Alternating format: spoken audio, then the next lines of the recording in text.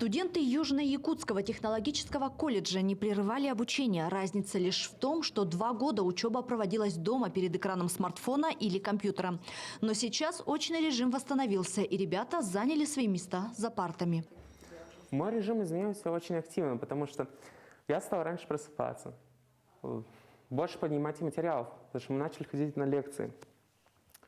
Также мы можем поговорить с одногруппниками своими. Ты начинаешь больше запоминать, и ты начинаешь общаться с одногруппниками чаще, узнавать их поближе. Я познакомился с преподавателем наконец-то, все-таки ни разу не виделись. С одногруппниками чаще начали видеться. Как-то темы лучше начал запоминать.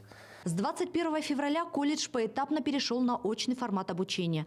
26 групп занимаются в обычном режиме. Это 2-й, 3-й курсы. Также студенты 4-го курса вышли на производственную практику. Сохраняются определенные риски.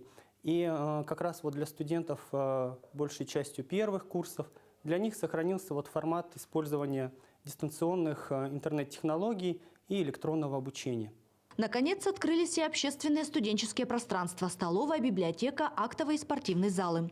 Работают внеучебные организации, спортивные секции, творческие студии и общественные студенческие объединения. Но все занятия проходят с соблюдением всех требований безопасности. Это масочный режим, санитарная обработка рук и социальное дистанцирование. Ирина Жданова, Захар Головин, Нерюнгри.